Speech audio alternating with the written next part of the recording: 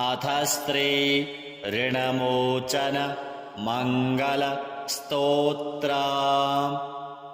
मंगलो भूमिपुत्रश्च ऋणहर्ता धनप्रदः स्थिरासनो महाकाय सर्वकर्माविरोधकः लोहितो लोहिताक्षश्च सामगानां कृपाकरः धरात्मजः कुजो भौमो भूतिदो भूमिनन्दनः अंगारको यमश्चैव सर्वरोगापहारकः वृष्टेः कर्तापहर्ता च सर्वकामफलप्रदः एतानि कुजनामानि नित्यं यः श्रद्धया पठेत् ऋणं न जायते तस्य धनं शीघ्रमवाप्नुयात् धरणीगर्भसम्भूतं विद्युत्कान्तिसमप्रभं कुमारं शक्तिहस्तं च मङ्गलं प्रणमाम्यहम् स्तोत्रम् अंगारकस्यैतत् पठनीयं सदा नृभिः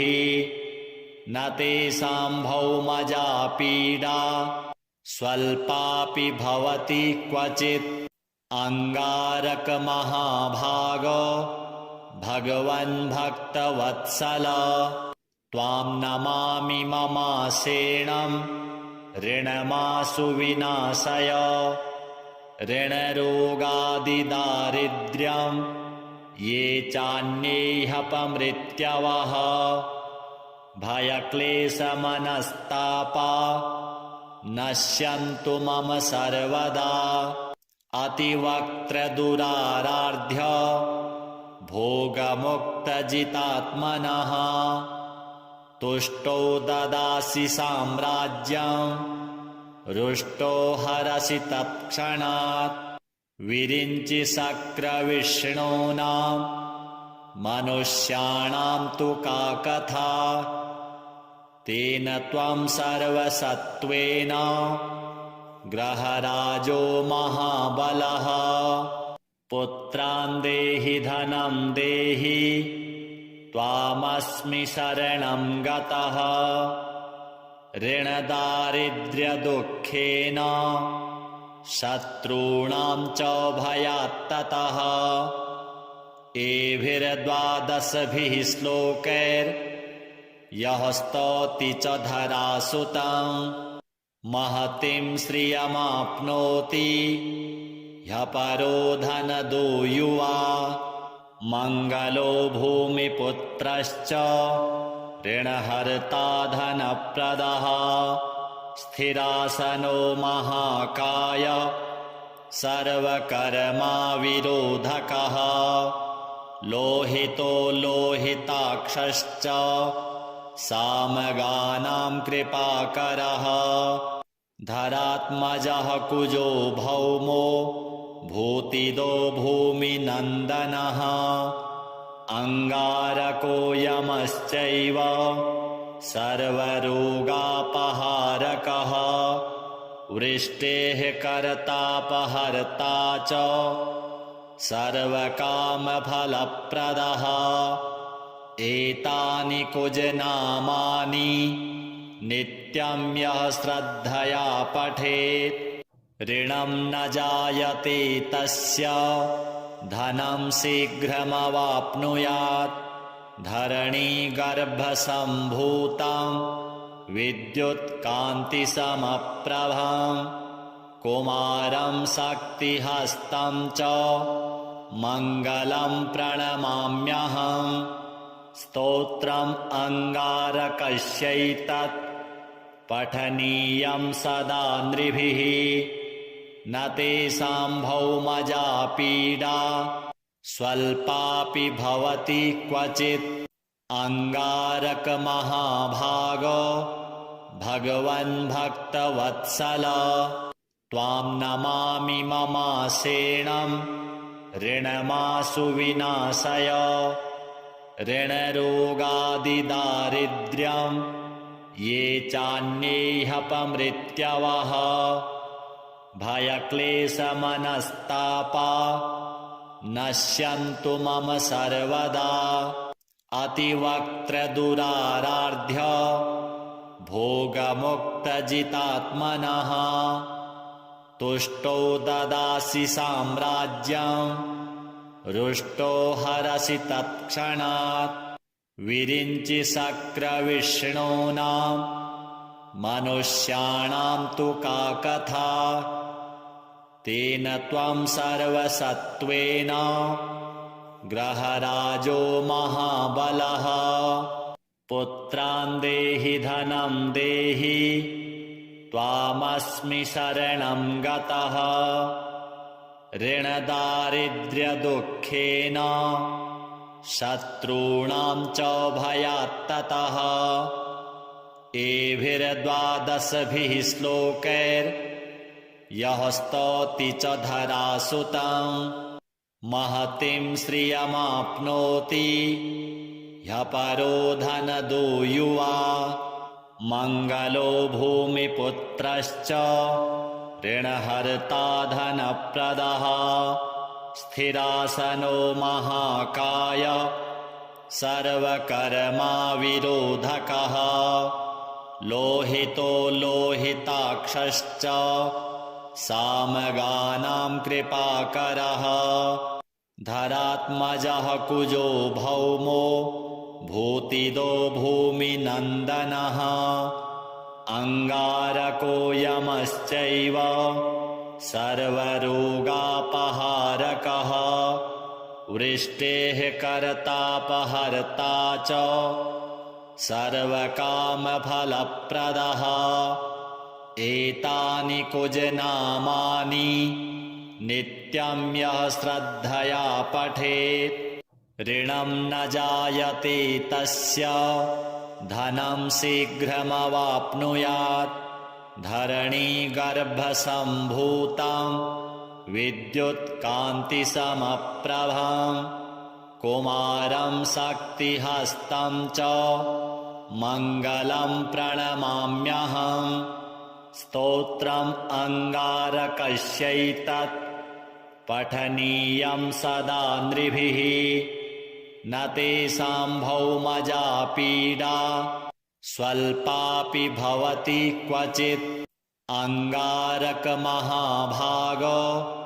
भगवन् भक्तवत्सल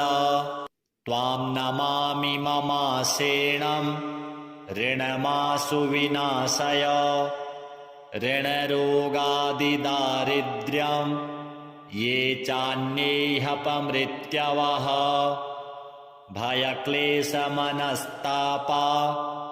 नश्यन्तु मम सर्वदा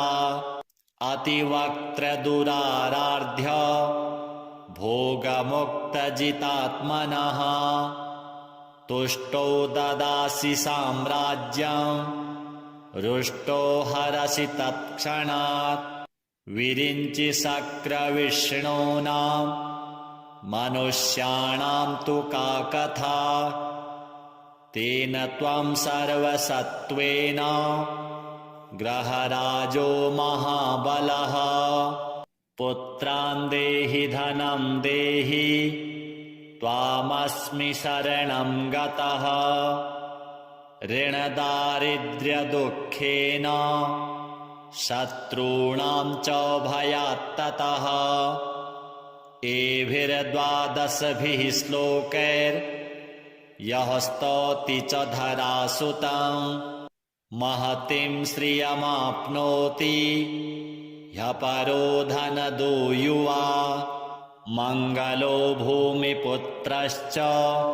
ऋणहर्ता धनप्रदः स्थिरासनो महाकाय सर्वकर्माविरोधकः लोहितो लोहिताक्षश्च सामगानां कृपाकरः धरात्मजः कुजो भौमो भूतिदो भूमिनन्दनः अङ्गारको यमश्चैव सर्वरोगापहारकः वृष्टेः कर्तापहर्ता च सर्वकामफलप्रदः एतानि कुजनामानि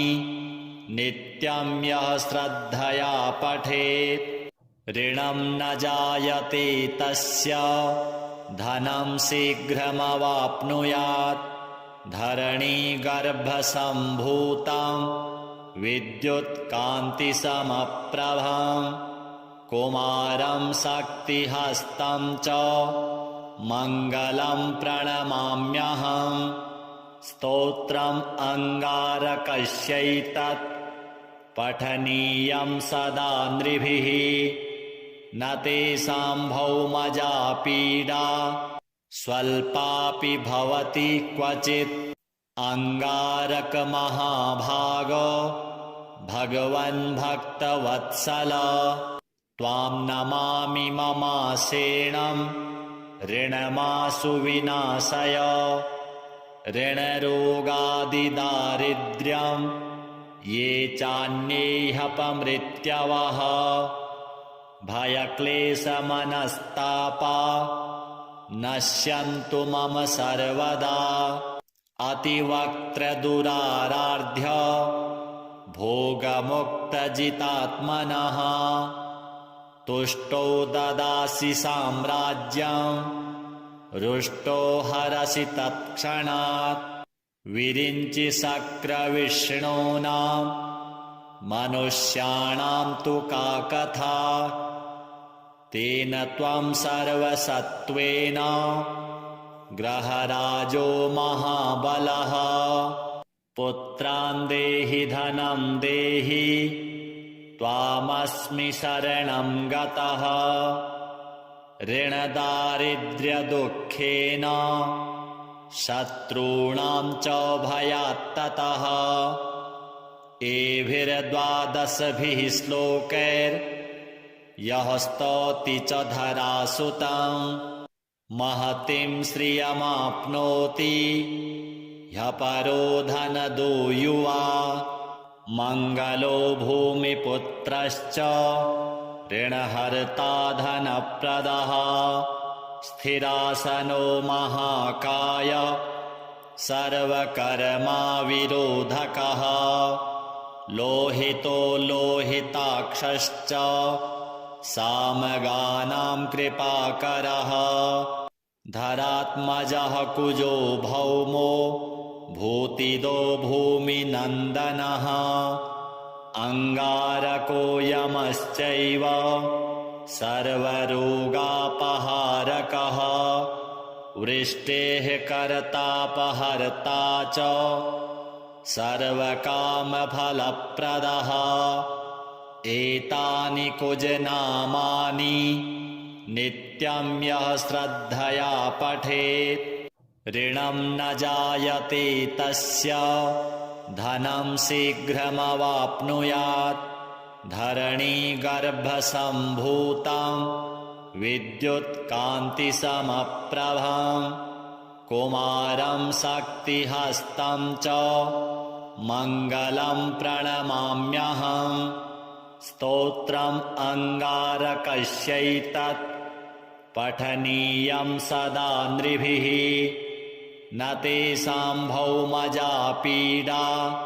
स्वल्पापि भवति क्वचित् अङ्गारकमहाभागो भगवन् भक्तवत्सल त्वां नमामि ममासेणं ऋणमाशु विनाशय ऋणरोगादिदारिद्र्यं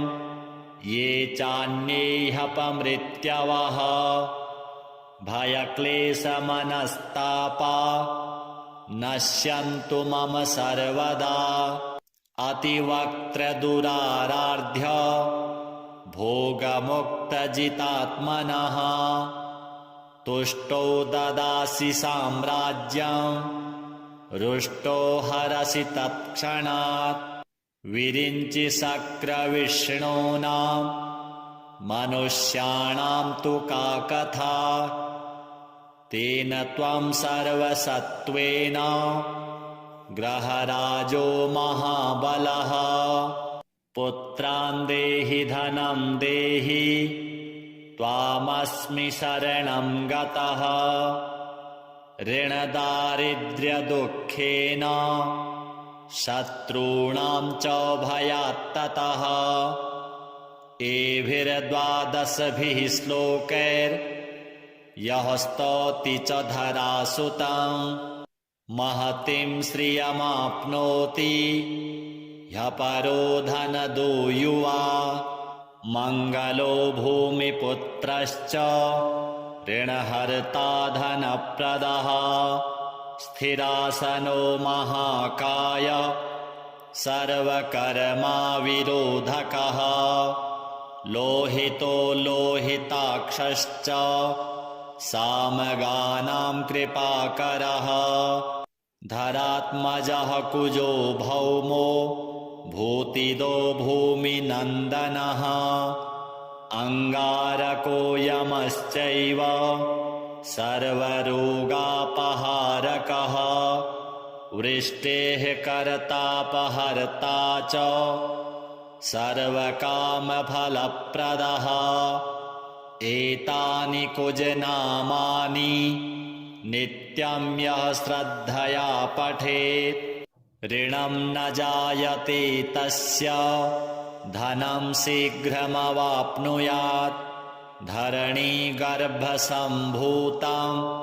विद्युत्कान्तिसमप्रभं कुमारं शक्तिहस्तं च मङ्गलं प्रणमाम्यहम् स्तोत्रम् अङ्गारकस्यैतत् पठनीयं सदा नृभिः न तेषां भौमजा पीडा स्वल्पापि भवति क्वचित् अङ्गारकमहाभाग भगवन् भक्तवत्सल त्वां नमामि ममासेनं ऋणमाशु विनाशय ऋणरोगादिदारिद्र्यं ये चान्येह्यपमृत्यवः भयक्लेशमनस्तापा नश्यन्तु मम सर्वदा अतिवक्त्रदुराराध्य भोगमुक्तजितात्मनः तुष्टो ददासि साम्राज्यं रुष्टो हरसि तत्क्षणात् विरिञ्चि शक्रविष्णूनां मनुष्याणां तु का कथा तेन त्वं सर्वसत्त्वेन ग्रहराजो महाबलः पुत्रान् देहि धनं देहि त्वामस्मि शरणं गतः ऋणदारिद्र्यदुःखेन शत्रूणां च भयात्ततः एभिर्द्वादशभिः श्लोकैर्यः स्तौति च धरासुतं महतीं श्रियमाप्नोति ह्यः परो धनदो युवा मङ्गलो भूमिपुत्रश्च ऋणहर्ता धनप्रदः स्थिरासनो महाकाय सर्वकर्माविरोधकः लोहितो लोहिताक्षश्च सामगानां कृपाकरः धरात्मजः कुजो भौमो भूतिदो भूमिनन्दनः अङ्गारको यमश्चैव सर्वरोगापहारकः वृष्टेः कर्तापहर्ता च सर्वकामफलप्रदः एतानि कुजनामानि नित्यं यः श्रद्धया पठेत् ऋणं न जायते तस्य धनं शीघ्रमवाप्नुयात् धरणीगर्भसम्भूतं विद्युत्कान्तिसमप्रभं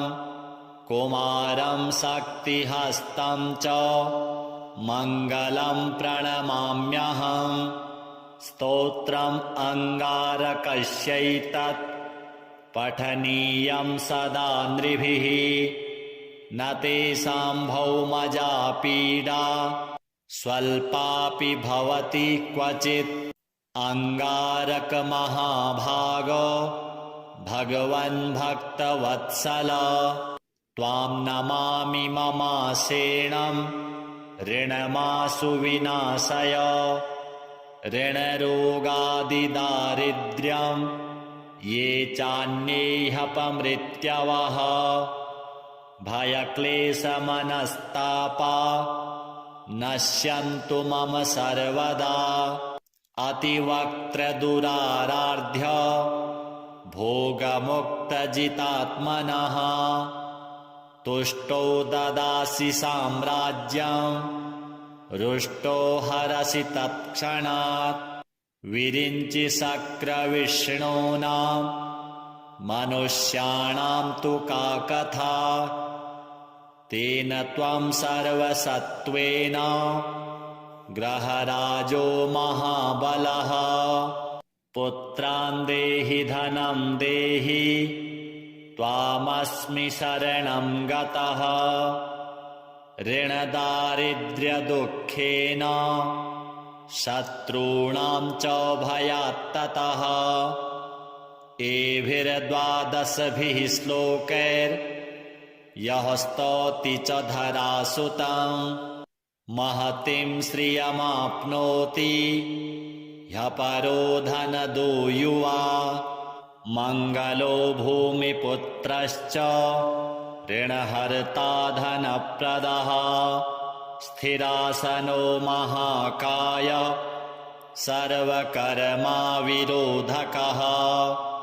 लोहितो लोहिताक्षश्च सामगानां कृपाकरः धरात्मजः कुजो भौमो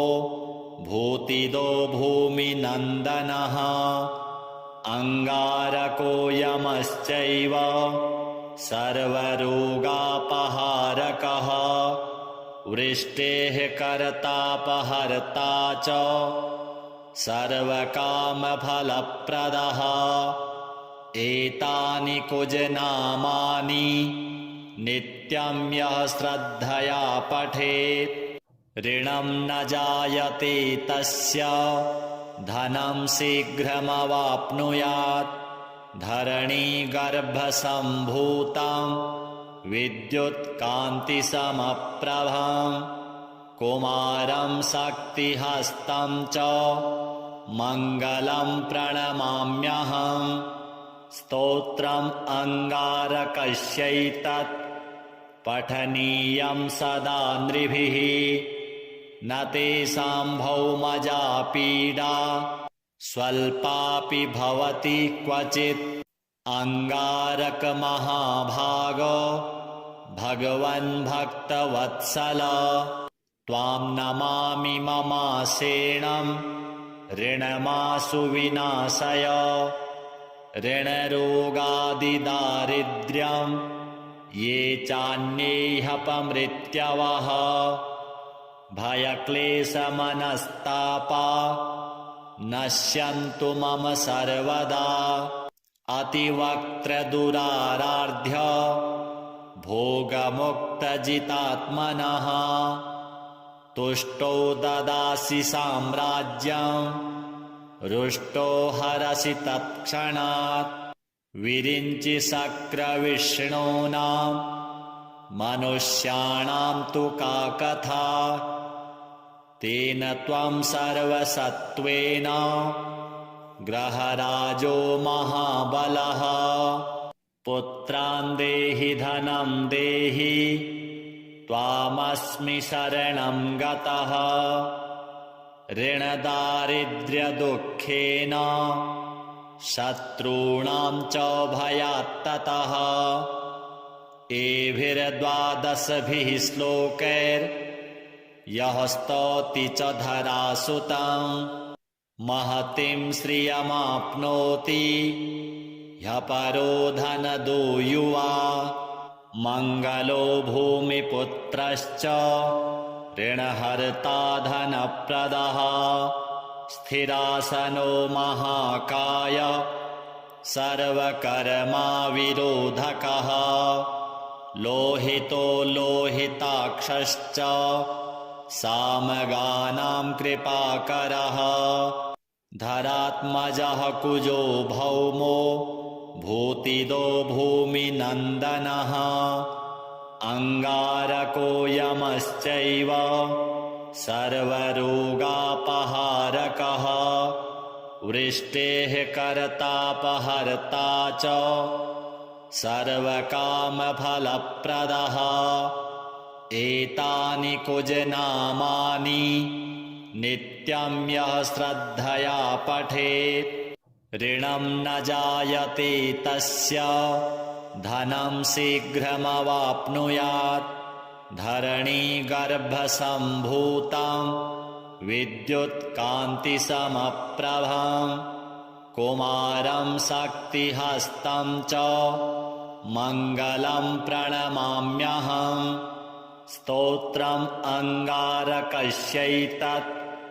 पठनीयं सदा नृभिः न तेषां भौमजा पीडा स्वल्पापि भवति क्वचित् अङ्गारकमहाभागो भगवन् भक्तवत्सल त्वां नमामि ममासेनं ऋणमाशु विनाशय ऋणरोगादिदारिद्र्यं ये चान्येऽपमृत्यवः भयक्लेशमनस्तापा नश्यन्तु मम सर्वदा अतिवक्त्रदुराराध्य भोगमुक्तजितात्मनः तुष्टो ददासि साम्राज्यं रुष्टो हरसि तत्क्षणात् विरिञ्चि शक्रविष्णूनां मनुष्याणां तु का कथा तेन त्वं सर्वसत्त्वेन ग्रहराजो महाबलः पुत्रान् देहि धनं देहि त्वामस्मि शरणं गतः ऋणदारिद्र्यदुःखेन शत्रूणां च भयात्ततः एभिर्द्वादशभिः श्लोकैर्यः स्तौति च धरासुतं महतीं श्रियमाप्नोति ह्यः परो धनदो युवा मङ्गलो भूमिपुत्रश्च ऋणहर्ता धनप्रदः स्थिरासनो महाकाय सर्वकर्मा विरोधकः लोहितो लोहिताक्षश्च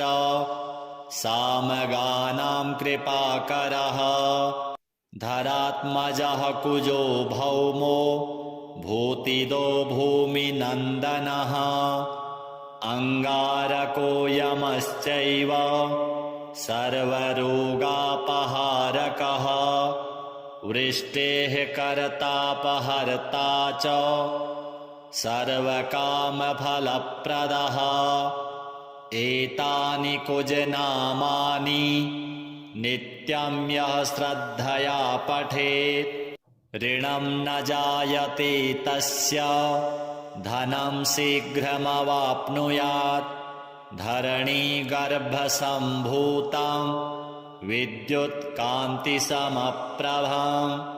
कुमारं शक्तिहस्तं च मङ्गलं प्रणमाम्यहम् स्तोत्रम् अङ्गारकस्यैतत्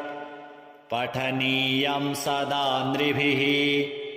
न तेषां भौमजा पीडा स्वल्पापि भवति क्वचित् अंगारकमहाभागो